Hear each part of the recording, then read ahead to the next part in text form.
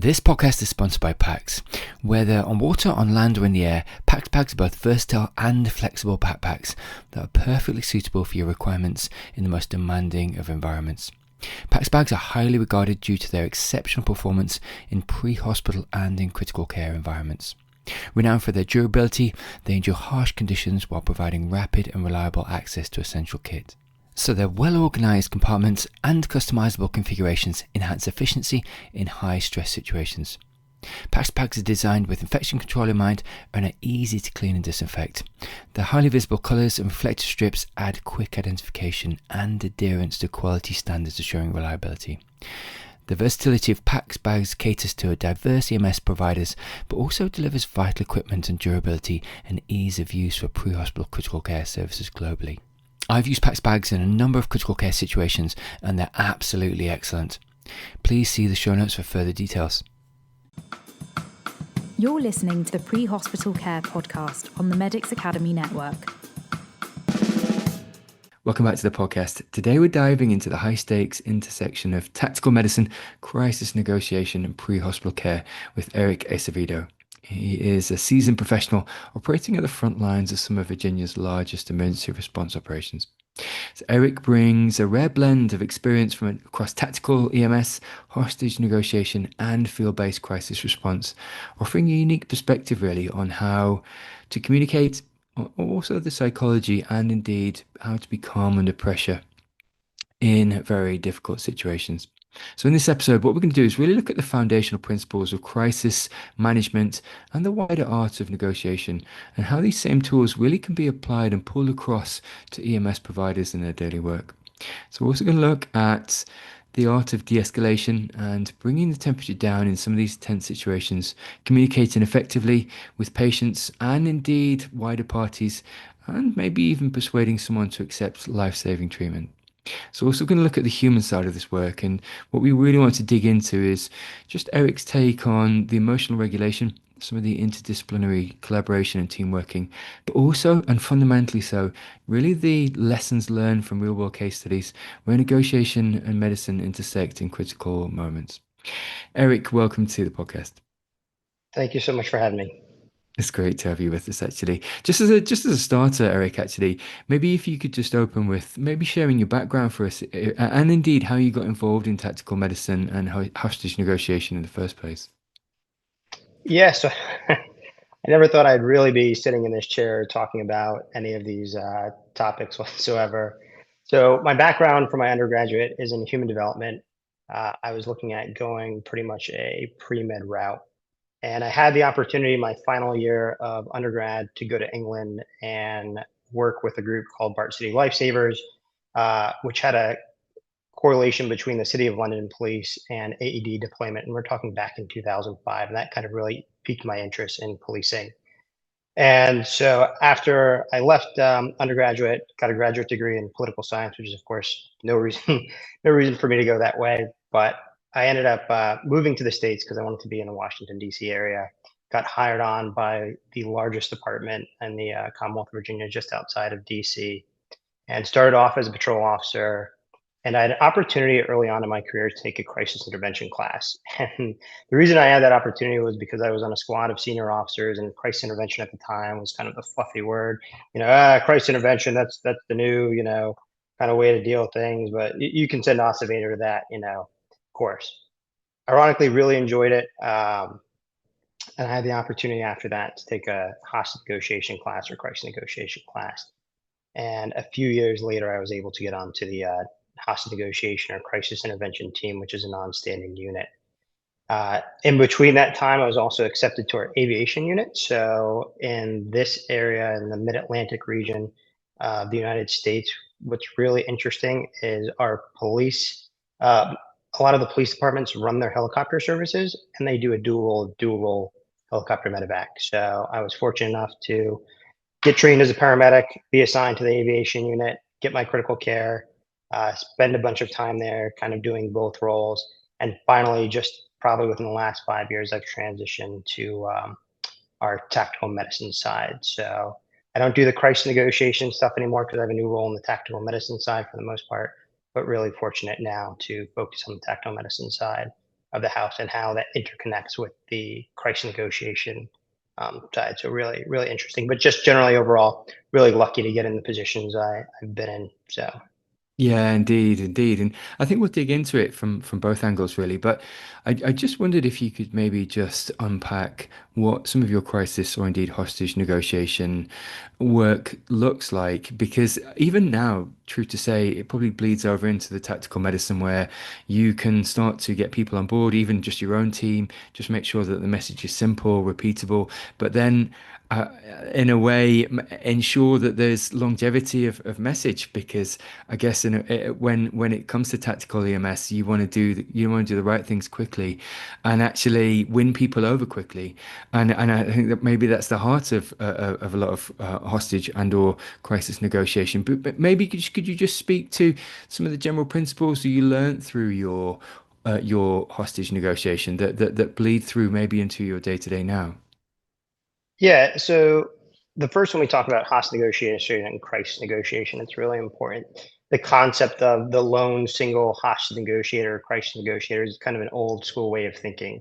There is no single person. Is it a team event? So you have a crisis negotiation team that intersects on these events, not an individual that can do everything. And I'll explain that why later. But if you were to boil down the key concepts of crisis negotiation and how they spill over into patient care outside of major events, it's really active listening, empathy, and honesty. And we can pretty much end the podcast there because that's the secret. And the problem with those three concepts is they sound really simple, but they take time to do them really well. Active listening, in and of itself is really uh, time consuming and exhausting. Think about you have that one friend that always calls with a problem and you've just worked a long day and you look at your phone and you're like, not again. So it's really important to understand, in theory, these are very basic skills, but to do them well takes time and practice and energy. So that's kind of a really important concept to understand. Yeah, absolutely, absolutely. And actually, just to your point around, active listening, and something that was taught to me quite early on is, you can show people that you're active listening by bringing their information back to them later on in a conversation. And actually, again, that's probably a key principle I try to embody in the podcast. Actually, is just bring prior information back into the conversation, just to fundamentally show respect, but also show the guest that I'm listening. And I think in a way, you're right, it's a superpower because it doesn't always happen in reality. So just on that point, could I get you to speak to maybe some key principles or pillars of effective negotiation? Is it really to sort of find out what some of the drivers are to an individual, albeit hostile individual, and almost keep returning to that so that they feel like you're on their side, or indeed you're listening, and indeed you're keeping their central point is your central point. How do you manage to sort of build rapport and relate to that individual?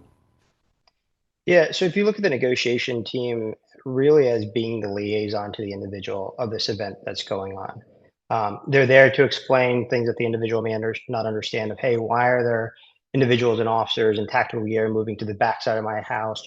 Are they going to breach the door?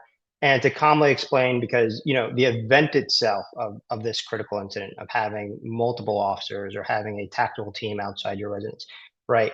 There's a lot of things that even newer officers won't understand the movements of what's going on. So to to put a pause on that and to calmly explain to an individual what's happening from the outside view, to explain that in a lot of these cases, what you'll find people that are in a crisis, no one has taken the time to truly listen to what they're having to say. And a lot of these people, and especially in pre-hospital care, they want to vent and they want to tell their story. Um, and a lot of times we're not very good at letting people tell their stories. And it's not necessarily our fault. It's our 15th call of the day. We're backlogged with our paperwork. We're really tired. The last call we spent, 30 minutes cleaning out the ambulance. So like we're just at our wits end. What's going on in our personal lives also plays an important role in that. But going back to, what the role is crisis negotiation, you know, when I first got on the team, it seemed like there was a disconnect between crisis negotiators and the tactical side of the house. And the best way to put that in perspective is like the cardiologist and the nephrologist arguing over the critical patient of who's, who's better suited to handle that patient. Is it the kidneys or the heart? The kidneys or the heart? Um, and going on, you felt this of like the tactical team was like, oh, we just want to go in and end this right now. And, the negotiators are like, no, let's talk to him more and more and more. But the overall concept, everyone wants the same thing for either the patient in a pre-hospital environment, or the individual in a crisis environment outside in a tactical situation, right? You want the successful, peaceful resolution of that. There are different tools to get to that. Now in 2025, I can see how much the team, both from the negotiation and tactical side, have grown. It's a completely different mindset from both the tactical side and negotiation side. Letting people talk, letting scenes play out, but always having that tactical option if things take a turn that goes, in a way that we don't expect. So, kind of a multidisciplinary approach concept is the best way to describe this, um, and being that liaison. And it's not, people get confused thinking that crisis negotiation is psychology. I don't have a psychology background. We have psychologists and licensed clinical social workers and experts in mental health on the crisis negotiation team, but they tend not to do crisis negotiation. They're there as an advisory role. So, and the reason for that is I'm not trying to, you know, cure someone of a mental ailment. I'm there really to listen, let them express their feelings, and see if we can come to an understanding of how to, take the next steps, which, overall is the peaceful resolution of the event, or getting someone to accept care, or figuring out, you know, they're presenting with these clinical symptoms, but their true worry about what's going on is something completely different, and discovering what that is just really important. Yeah, I find it really interesting actually, Eric. And you speak to this interplay, and I think it absolutely is the shift from maybe this empathetic communication, which is far more negotiation based and active listening based, to a tactical communication, which is maybe far more directive. We have this concept called 10 for 10, so you take the next 10 seconds for the next 10 minutes, really in a pure tactical sense, or indeed a critical care sense, where you're right, what are the priorities, what needs to be done now, and where are we? Airway, breathing, circulation, something, hemorrhage control. 10 seconds to steward the team for the next 10 minutes. And that is, like you said, quick communication, directive, no pleasantries, things that just need to get done now. There's already that subconscious inference that you know the person, so you don't need to use names. You don't need to slow things down. And that is, to your point, a very different modality of communication to the indeed the patient, or indeed the aggressor, which actually, like you said, it just actually needs a very different cadence, very different tonality, probably needs their name, the utilization of their name, repeatedly. So probably needs a softer tone, and also needs a lot of non-verbal de-escalation. So, not showing shoulders 180 degrees, so it's confrontational. There's non-verbal ways out of a communication. There's, like you said, returning to central themes that they mention. There's the power of agreement. So to talk, agreeing on their information two or three times. So the fourth or fifth agreement is my agreement. And it's harder to disagree with me once you've subconsciously agreed with me on your terms, on your information. But so you're right. There's these two very different modalities of communication. Could I get you to speak to really, so the biggest common pitfall is this disparity that you speak of, with EMS staff and patients, where you just can't get the patient on side. They're not making wise decisions, which they're entitled not to, in their own capacity. But you actually just want them, you want the best for them. Could I get you to speak to some methods you enact, really, just to win patients over of their own volition, but just make sure that they are really making wise decisions, and making, in a way, decisions which are fully informed. Yeah, so you bring up an excellent point, and talking about, we'll get into closed loop communication, how that's really important. Uh, there are a couple of studies that came out, from studying doctors' interactions with patients at the Mayo Clinic, and a couple of really well-known hospitals in the United States. And what they found in those studies is that the average physician or provider interrupts their patient within 11 seconds of telling their story. So think you've waited in the waiting room for an hour. You've had an ailment. It took you 2 weeks to get this appointment. You really want to solve the problem. You go into the, physician's office, you start telling your story, in 11 seconds, you're interrupted. And what they found is you're just constantly interrupted throughout your story, you know, because the physician's making the diagnosis for, using that model of, okay, you have chest pain. Is it substernal chest pain? When did it start? And so from a provider standpoint, yeah, it's important for us, to get the right diagnosis and go through our algorithms to get the correct diagnosis. But a lot of times interrupting that patient, we never get to what their chief complaint is, or what's really the reason why, or what they're worried about, or why they're in the office. And we can generally solve those problems if we let this patient speak. And we can use that, and you kind of alluded to it before, this closed loop communication of saying, hey, I just want to repeat what you said so I understand, what the issue is. You've come in today because of X, Y, and Z. It's been going on for this long. You know, please let me know if I missed anything else. Or is that your primary concern? Is there anything else that concerns you, that brings you in today that we can help, work together and solve? And I like to use the term like work together. We're a team, especially of this provider, the old school providers, oh, I'm the doctor, I'll tell you what's right. But it is a team effort between that relationship between doctor and patient and working together to kind of solve your problem. So when it comes to EMS and the pre-hospital side of refusals, right, and especially in the United States, we're a very litigious society. We get really worried when we have a high-risk patient that is refusing, that they completely understand the risk of this refusal. But I think a lot of times if we go back and say, hey, what is your primary, concern about not going to the hospital today? And they say, well, I don't like General Memorial Hospital. They always treat me like crap there. And you have the option to say, okay, what about if we go to another hospital, or how can we work this out, that we can solve this problem, the chief issue that's driving you from not seeking emergency medical care today at a hospital. I think we have other options, and each system varies. In some really rural systems, we can't drive 2 hours out of our way to take the patient to another hospital. But I think listening or saying, hey, do you mind if we get to the hospital? I can speak to the nurse or the physician and act as a liaison on your behalf to try and solve some of those issues. And I think what you'll find is a lot of patients are amenable to kind of solutions once you listen to them and once you show that empathy, that you understand where you're coming from. But the caveat with that is, and this is true of hostage negotiation or price negotiation as well, as honesty.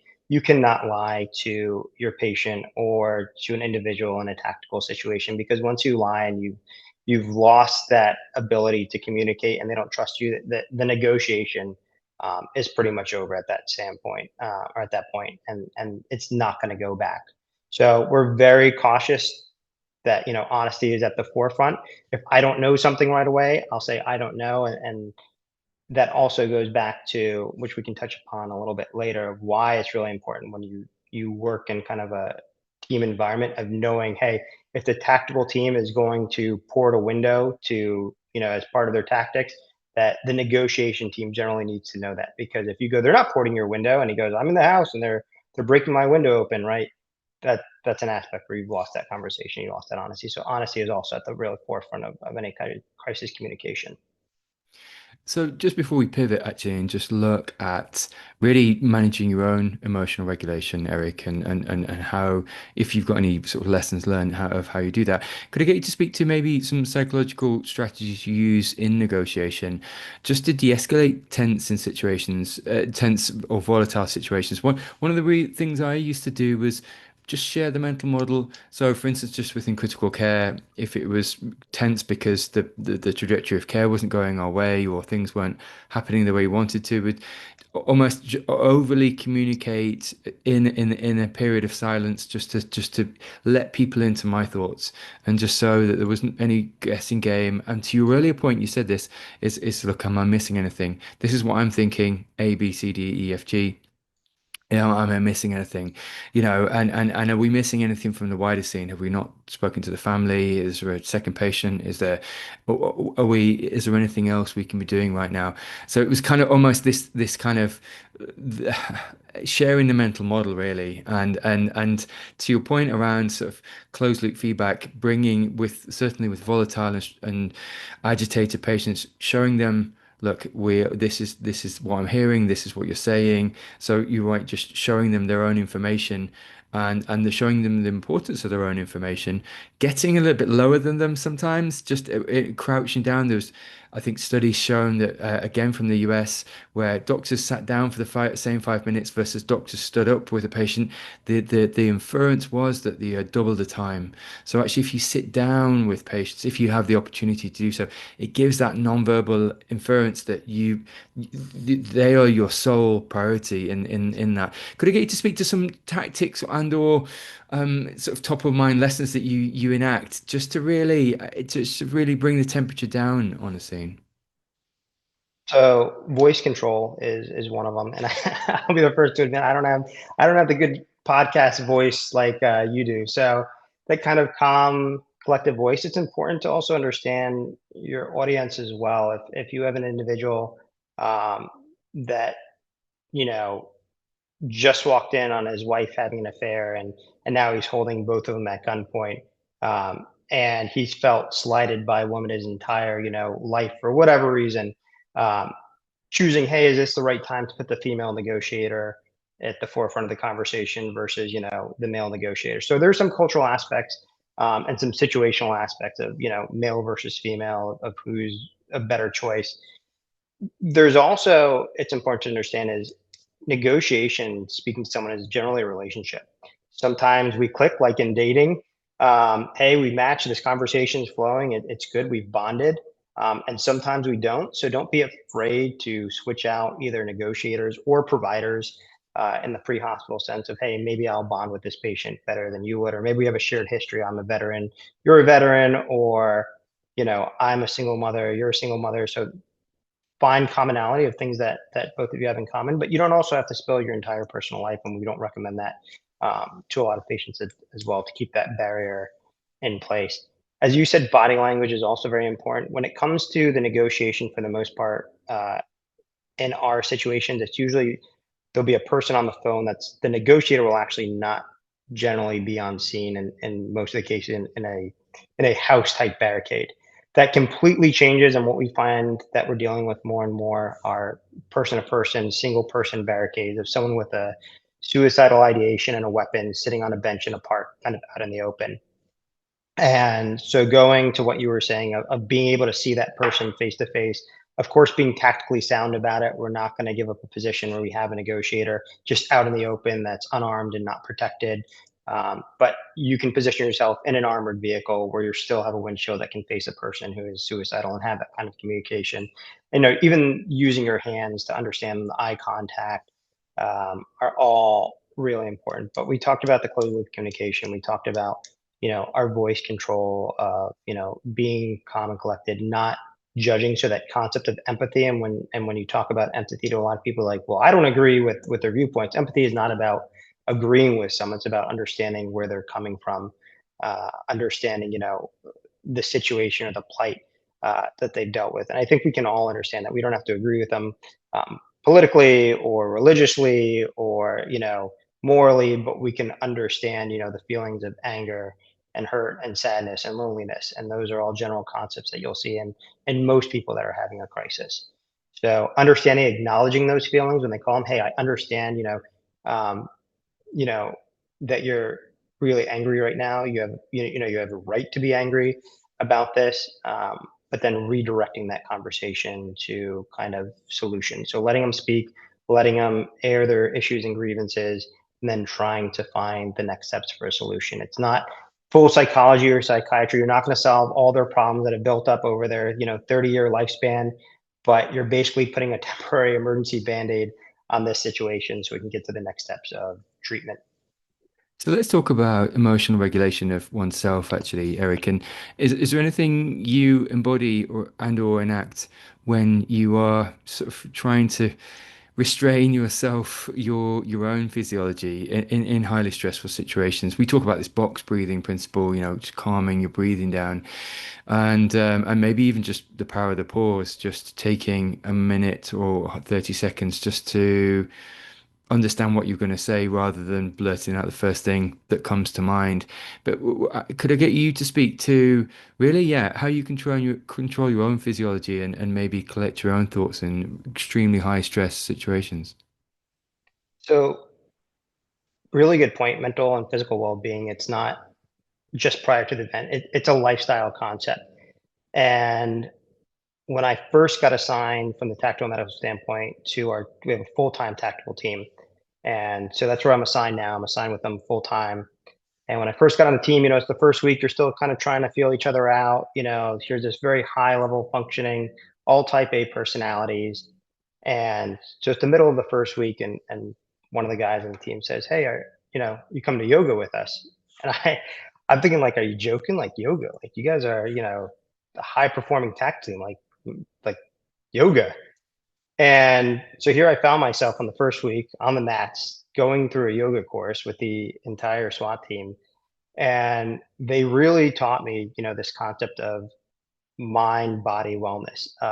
And the thing that shocked me the most, and I talked about kind of the old team versus the new team. Here you have a team that is mentally aware that, emotional regulation, stress regulation is extremely important. So to take the time uh, to perform kind of mental breathing exercises on duty, to find ways to lower your blood pressure. They're really driving that full 8 hours of sleep. One of my first negotiations, and the way it worked with our team was you were on call for 2 weeks, and then you're off call for a month. So you had a 2 week rotation. My wife was very pregnant at the time. She told me like 3 weeks in advance, she's like, "Hey, you're not on call that week, right?" And I said, "No, no, no, no, don't worry about it. Don't worry about it."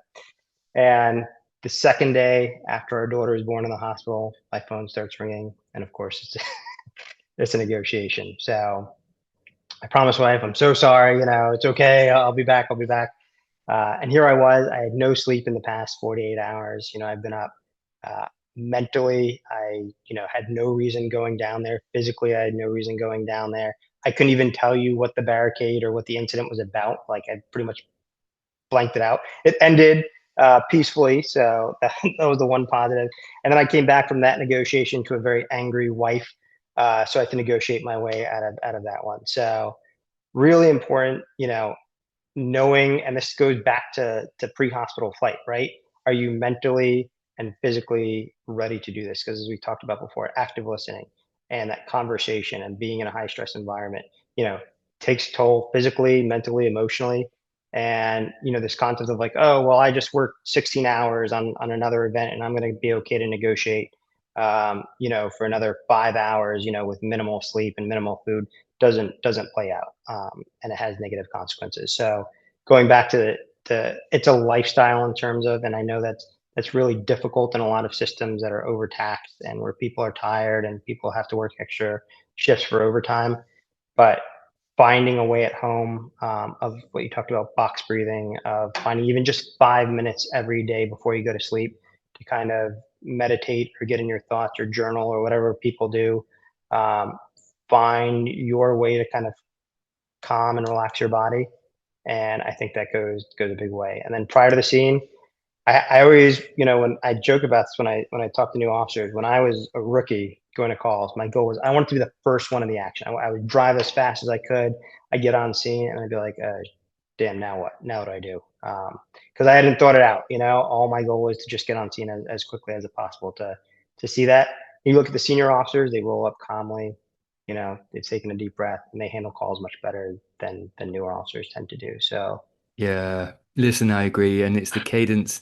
It's getting into a cadence which is both achievable, but bringing other people along on, because calm is infectious, but also panic is infectious, and it's just embodying that calm and bringing it to other people, in a way which settles yourself and the team. But you're right, it's having a good rhythm throughout the entire call, or indeed the entire shift. Absolutely. Eric, could I pivot and just look at a few case studies, if possible? Certainly anonymous case studies, but just ones in which you have maybe enacted negotiation, and where with some of the, I guess in a way, the direct or indeed indirect lessons you've learned from just really enacting negotiation, either in an EMS or indeed a tactical environment. Some of the lessons you've learned from maybe a case study that you've reflected on. yeah, so in all events, and I talk about this kind of collective care team to drive kind of the pre-hospital concept home. But there has to be a medical liaison on all of these events, and whether that's a tactical paramedic assigned to the team, right? Ideal. That's obviously not always the case. So, having someone from the EMS side come and liaison with the incident commander, because we need to know a couple of things: single person versus multiple people, kind of crisis. The majority, and we talk about hostage negotiations a lot, but the reality is true hostage situations are less than 10%. They're probably even less than 5% of the majority of negotiating incidents. The majority of incidents are usually single person barricades, so people that are suicidal or have serious mental health issues with a weapon, that are refusing to come out of the residence for whatever reason. So a lot of those individuals will also, right? So they'll be armed with a weapon, whether it be a firearm or a knife. And a lot of times they'll be under the influence of a substance, usually alcohol.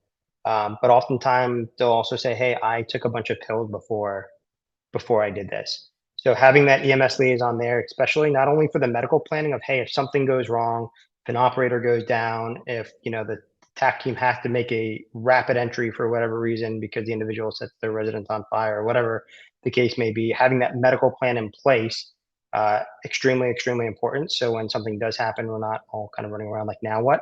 So having a basic medical plan in place, extremely, extremely important. That's probably a whole separate podcast, but the liaison of saying, "Hey, someone in the house has type 1 diabetes and they're not responding. Like, what does that mean?" And right, so being able to educate the incident command, not to make the tactical decision, "Hey, if someone with type 1 diabetes is not responding, we need to make that entry." But saying, "Hey, this is concerning if they have type 1 diabetes and we've confirmed that and they're not responding, or the you know person on the other line is saying they're having these kind of like weird snoring respirations that are happening, once every like 15 seconds, and they look out of it." Those painting that picture um, can lead to tactical decisions or can lead to rapid entries. So really important to have someone that's an expert in that case. I say this cautiously because there's also some liability concerns with who's making um, those decisions. But any competent person within reason, saying, "Hey, this is a reasonable, based on the history we have, based on the symptoms, it is reasonable to believe that this person may have a life-threatening medical emergency and we need to make entry now." Um, is also another reason why we need someone from an EMS liaison or even a medical control liaison from the hospital that can help, educate the commanders on scene who are going to make these decisions, whether or not to make that entry is extremely, extremely important. So a lot of times we had a case not too long ago, an individual with a knife, in a park open, there's no threat to the community. They also said they did take pills, and even getting ahead of the game of saying, "Hey, I know you don't want to put down the knife. Can you at least tell me what kind of pills you took?" And coordinating with poison control in advance to know what the treatment modalities are once you get to that patient, or saying, "Hey, just so you know, at the 4-hour mark of taking this amount of pills, we know that the symptom can experience seizures or severe withdrawal or whatever the symptom may be." So having that medical liaison there up front at the scene to not only listen to what's going on, but to help as an advisory role, not a decision making role, but an advisory role of saying, "Hey, these are our concerns moving forward. This is what we have to be concerned about," and help setting up those treatment modalities in advance. So if something does go wrong, we're there to treat them without, with as little delay as possible. Yeah, indeed, indeed. And we'll pivot slightly on to training in a second, actually, for negotiation and indeed for crisis-led situations, how you embody and indeed enact negotiation. But just before we go to training and interdisciplinary collaboration, could I get you to speak to, because you've just mentioned something really interesting there. You're right, a tactical scene can very quickly turn into an acute medical scene. So say the threat has been either extinguished or indeed de-escalated, but either to oneself, or indeed to the threat, there's been some self-harm, they've shot themselves in their leg or otherwise, or indeed to someone else. You're right. The tactical situation can very much turn into a critical care and or medical situation quite quickly with the absence of threat. Could I get you to speak to that sort of shift in mindset? Because you're right, it's a very different set of clinical skills. It's also a very different set of communication skills where the assailant or indeed the aggressor now becomes the patient. And have you been in that situation? And indeed, what's that mindset shift like? So it is it is a completely different mindset shift. And so we had a case a few years ago. I was working at the helicopter at the time. There was an individual. He pulled over on the side of the road of a busy highway, uh, and he took out, put a gun to his head, and he was threatening suicide. And it seemed what he wanted is he kept asking the police to get closer and closer. And we get concerned about those cases because we worry about kind of suicide by cop. They're not willing to pull the trigger, let's say, they don't feel comfortable doing that themselves. They want someone else to do it. They want the police to do it. And I kind of want to just briefly touch on a concept we use here called kind of the priorities of life. And they make kind of our guiding decision guidelines. So our number one concern in situations are hostages. If it's a hostage, we will risk everything for a hostage, to rescue and save a hostage that's in trouble. The next priority we have are individual bystanders. So we will make sure that people that are innocent that are in the area are secure. We'll also risk our lives for those people. Third are officers and other first responders. So to make sure that, we will risk our lives to save each other. And the fourth is the assailant or the individual in crisis. And so the old way of thinking was, hey, there's a single person, he's suicidal, he's in a house, let's go break down the door if he doesn't negotiate and get him. And the reality is we step back of why are we risking first responders and other personnel for an individual who's suicidal, right? The worst thing they can do in this case is they'll harm themselves. And if we can avoid them harming anyone else, not the ideal outcome of them giving up and getting treatment, but it's isolated to that individual. Whereas why would we risk, we have to be cautious of what we're going to risk for an individual that is suicidal, that is no threat to anyone else in the community, just themselves. So that mindset shift has really helped with our decision making process. um, but going back to this call where the individual is suicidal, with the gun. So we're overhead. We have our helicopter has a pretty powerful camera, so we can watch this in real time. And eventually, after about an hour, the individual takes the gun all of a sudden and out of the blue, shoots themselves in the head. So at that point, I looked at this on camera, said, okay, we're pretty much done here. The SWAT team approaches, and the tactical medic says, "Hey, he's still alive with a pulse and moving around." And not what we expected at the time, especially just witnessing what we witnessed through the camera. But we're able to land because there was a medical plan in place. So we already knew that, hey, if something went wrong, we already had our landing spot set up. So once that gets activated, that was an easy transition to do, not something we have to think about. And we talk about that pre-planning. The more you pre-plan and the more you have set, the easier it becomes when something goes wrong. We're able to land. Take the patient to the hospital. He lived for about 3 more hours. Unfortunately, his wounds were non-viable overall. But that quick transition, had it been a case where this patient did have viable wounds that were critical, being able to transition quickly from, nothing is happening, nothing is happening, nothing is happening to, oh my God, everything happened. And that's the hardest part in negotiations or prolonged barricades. You can go for, 4, 6, 10, 15. We had a barricade that was, 3 days long at one point of just an individual with a gun in a vehicle. So that boredom and you're hungry and you're tired and nothing has happened to all of a sudden, hey, now everything has happened, or you have to make that hasty entry into a residence to rescue someone, um, is probably the most difficult job of prolonged negotiations or events. And really for the tactical teams, that's a very hard thing to do. And for the EMS teams on standby, like, this is so boring. Like it's, especially when you factor in weather, it's really hot and humid where we are right now. So being in tactical gear for prolonged is awful. Um, but then going from hours of nothing happening to all of a sudden now it's just complete adrenaline dump of, we have one critical patient, or maybe we have three critical patients because, something went wrong in a hostage rescue, um, which goes back to why medical planning is so important, of having your equipment out, knowing that, hey, if something goes wrong, this is where we're going to move the patient, this is where we're going to treat them, this is where we're going to go. And pre-assigning those roles really make things go a lot more smoothly when something does go unplanned or not the way we expected it to. Yeah, I think that's powerful actually. Like say that pre-assigning and also just that planning. And yeah, plan A, plan B, plan C and actually verbalizing that, like you said, ahead of time, I think it's super helpful. So you can just enact it and everyone knows the mental model ahead of time as before that does happen. And like you said, it's really difficult, as you saying, the dislocation because there is entropy, there's this slow time it's nothing happening and then all of a sudden something's happening 4 6 8 12 hours later. Let's just pivot slightly as we're starting to come into land, Eric, on the conversation. I'd just like to look at training and collaboration.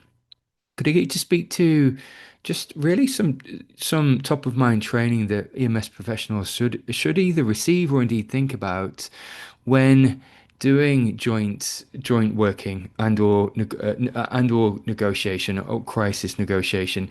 There's an absolute piece around just interdisciplinary working actually, irrespective of if it's a patient or aggressive, because like you were saying earlier, that piece has to get, but you have to get that piece right to get that piece right. And actually just coming together and sharing the mental model is super, super helpful. And working with SWAT, with fire, with police, with paramedics, and actually just being on the same page and being able just to quickly solve that so you can solve the actual issue.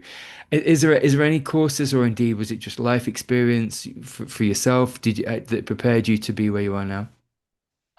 So it took a really long time, and really kind of going out to the stakeholders of each team and saying, you know, hey, what does this look like? And we find even in a police department where we all work together, right? Take EMS and just push it aside. A lot of people don't understand the roles of the other people working in the same department. Um, Almost similar, in hospitals of kind of teams getting together. So it's really important, and I'm not a huge tabletop exercise fan. I like kind of more realism, but this is one of those cases where going to a tabletop and saying, "Okay, SWAT, tell me like what are your concerns? How do you set up? What's the primary focus on, a single person barricade, a hostage barricade? What action do you take? What's important for you, guys to set up and have, and how do you view that incident, right?" The same thing for incident command, incident, like how police commanders, how are you viewing this incident as it's unfolding? What's your thought process? What are your concerns about? And the same thing with the crisis negotiation team, right? Because a lot of times we all want the same outcome. Everyone is pushing for the same outcome on all of these events. It's just how we get there and how we're viewing a problem through a lens of three different lenses, and that's not always a bad thing. That's actually a good thing in a lot of cases of having these multiple options um, to take or multiple routes to take in a critical situation. So the United States is just, it's not like Europe where, there's a college of policing and things are more kind of streamlined and, the US tends to be the wild west of, a bajillion police departments all over the place who all have different thought processes. And so I think going to your specific agencies that you work and sitting down and saying, hey, these are the stakeholders involved that are going to come out. We all want the same thing, right? We have that shared common ground of everyone wants the same outcome. How do we work together better to accomplish that? Because what we don't want to do, which happens all the time, is we say, we'll get to it, we get to it. Then we go on an incident and something goes right. And we do a post-mortem and say, yeah, we didn't have the collaboration and the training that we wanted. Um, and even the concept of full-time SWAT teams outside of major cities or jurisdictions, the majority of SWAT teams, even in the United States, are part-time. So you have an officer that's on patrol that works an assignment or is a detective, and then they get together with the other groups of trained operators and they go on an event. So, but those with full-time SWAT teams, those even with part-time, you're usually training about twice a month even for the part-time team. So going over there, and saying, "Hey, can I please, see this training, or can next time you do hostage rescue training, can we be involved from a negotiation standpoint, and see how that interfaces?" And it's your time at that point to work out the kinks. So the ability to go and practice and work out kinks in training much better overall than working out kinks on a real world event. And this is where you get the EMS side involved as well of saying, hey, even if just EMS and TAC one or SWAT one day of saying, hey, can you show us how we're going to integrate in this role? What do you want from us? And same thing from SWAT going to EMS. What would you like from us? of saying, even the simple things of, hey, if something goes wrong, we need to make sure there's a clear path for our ambulance to get into the scene or to exit the scene. Things that maybe, people don't think about because they're not on that side of the house. So it's that integration really. And I think people are just, we've lost that relationship of, hey, people are embarrassed or they don't want to ask of, sometimes you just got to swallow that pride and say, hey, like I'm here to learn, I want to, help you accomplish your job, please help me accomplish mine, and having that relationship and that negotiation between two entities. I know. Listen, I think it's really powerful, actually, Eric. And to your fundamental point, it is around in slow time appreciating different services priorities. Because actually, in real time, when the pressure's on, you already know their priorities. Is it making the scene safe? Is it oversight and observation? And or reconnaissance, every service, inter-facility service, has their own priorities at police, SWAT, fire, EMS have, but it's appreciation of what your priorities are. Then I know exactly where you're going, but I can share my priorities, but I already ahead of time know your and that's super powerful. So you're not working out in the moment. You already know how, I already know how you're thinking, and I think that is a great pivot. Just as we come into land, Eric, on the conversation, just one more question really would be just in a way, if some takeaways really for professionals, if they find themselves in an unpredictable and or potentially violent situation. Something you said earlier, and I love this, it's just slowing down to speed up, just having that cadence where you slow down, you can slow your thinking down, you can start to call forward pieces of information either on the scene or ahead of the time that you wouldn't realize if you're rushing in. And I really like that, just almost slowing down to speed up. But could I get you to speak to just, yeah, some fundamental principles, some takeaways for pure sport staff? Yeah, and what we're seeing in the U.S. and I'm sure abroad as well, is this kind of increase in violence directed toward EMS providers or pre-hospital providers is only increasing, which is very concerning. So first and foremost, having the ability of planning and in the police academies, you learn very early on of, hey, if you're walking up to a house and all of a sudden you take shots, where are you going to go? You're pre-planning this kind of mental model in your head. Same thing as traffic stops of, hey, I already have a plan. If someone comes out shooting, I'm going to move to this pillar. This place provides better cover than this location. So I don't think EMS needs to go far in the sense of, like, they don't need to think like a police officer or a tactical operator. They should have kind of more planning. When we talk about that scene size up and the scene safe, we tend to think of, immediate hazards of, are there wires down? Is there a fire, in the vehicle that we need to be concerned about? But also as you go to these kind of violent events or things that just don't sound right, on the computer dispatch, or that call, it like it's just not making sense of what the individual is saying, or there's a prior history that's concerning there. Um, so first and foremost, if it doesn't sound right, or you get that kind of intuition, like something just doesn't feel right, really important to trust that. There's been a lot of great work of, is intuition really our mind is just operating faster? Then we can kind of explain that we're actually picking up clues and, kind of a mental model of why this is not correct. So for EMS providers going to violent scenes, if you get that kind of feeling that something doesn't feel right, go to another plan of, hey, let's wait for another officer to get here, or let's wait for more resources to arrive before we approach the house. There's nothing wrong with that, and that intuition has saved countless lives.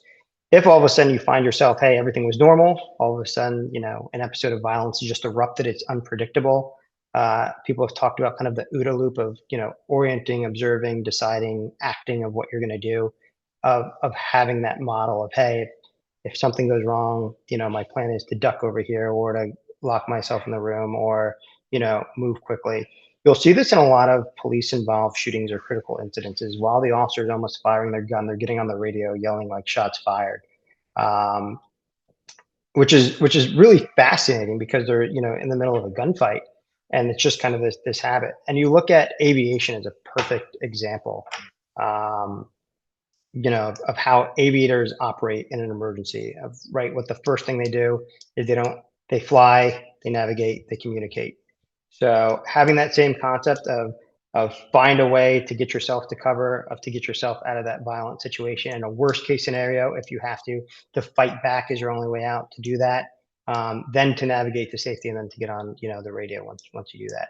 So aviation has a lot of important lessons that can be utilized in these cases, but overall, unpredictable situations happen. I think the mindset of it's never going to happen to me, um, is one that has cost, multiple lives in the past, even on the law enforcement side. That won't happen to me. So it happens to a lot of people, even from really busy city agencies to really rural agencies. We just saw the case of the wildland, or the rural firefighters that were ambushed in the U.S. just a couple of weeks ago. So not that pre-hospital care providers need anything more to worry about or to put on their plate, but I think the concept of, especially as we look at geopolitical events in the United States and as well as abroad, of terrorist attacks of airborne, or, multiple vehicle attacks or active shooting events, of that, there's a good chance you're going to find yourself in a situation that's unpredictable. And once again, that pre-planning model, even that brief of, hey, if something goes wrong when I'm approaching the scene, these are my options for egress. This is how I can get out. This is, how I can find cover if I can't get out. So I think that just makes it easier, that when something does go wrong, or if it does go wrong, you already have this little pre-planned mental model of the actions or possibilities that you can take to get out of that. Listen, I think that's fantastic and certainly great advice. And always thinking and sharing the mental model, but having that pre-planned in your mind and always thinking about contingency planning is really powerful. Eric, listen, thank you for the past 45 minutes. It's great to touch base with you and just get your thoughts. Thank you. Thank you. You're listening to the Pre-Hospital Care podcast on the Medics Academy Network.